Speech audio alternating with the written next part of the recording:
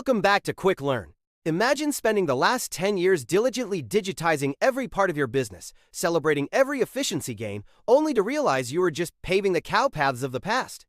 That is the explosive wake-up call from Deloitte's newly released Tech Trends 2026 report.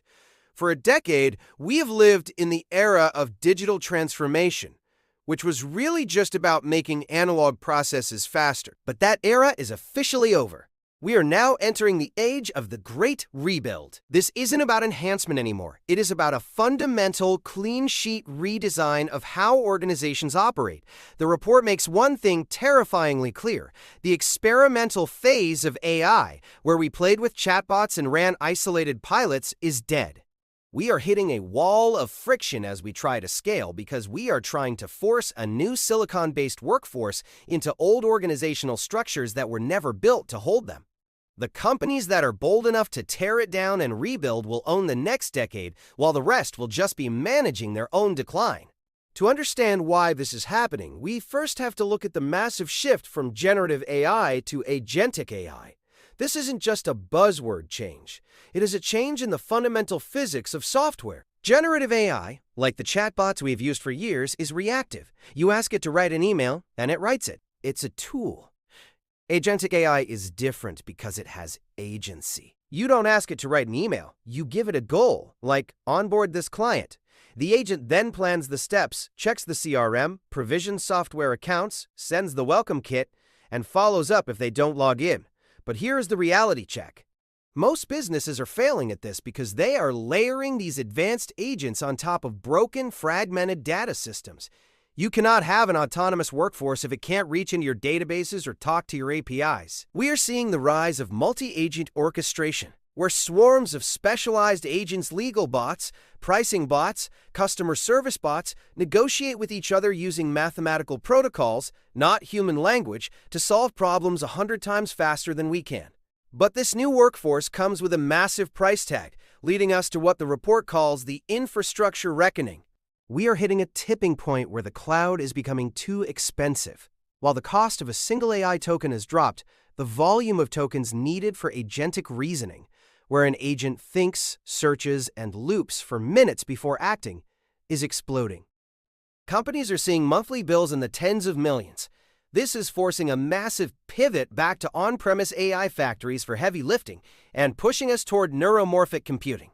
These are new chips designed to physically mimic the human brain. Unlike standard computers that separate memory and processing, wasting huge amounts of energy moving data back and forth, neuromorphic chips intertwine them. They are event-driven, meaning if nothing changes in their field of view, they consume almost zero power.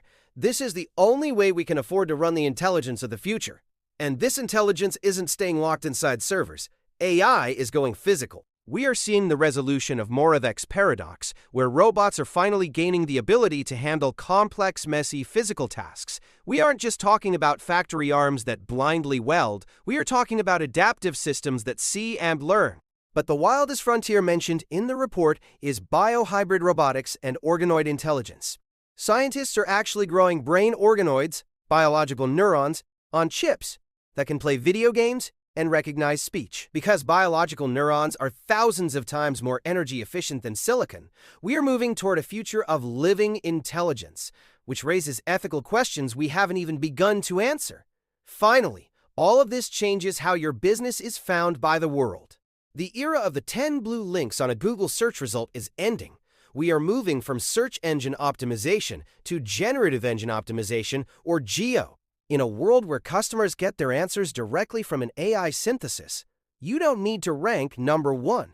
You need to be cited.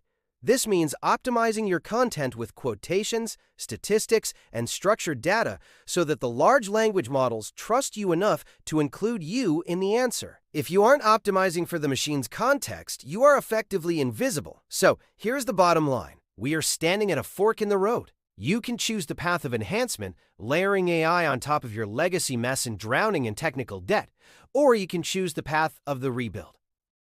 It is capital intensive, it is difficult, and it requires reimagining your workforce as a hybrid of humans and silicon agents.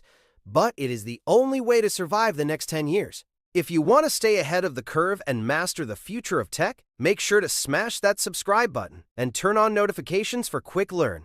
We break down the complex future so you don't get left behind. Thanks for watching, and I'll see you in the next one.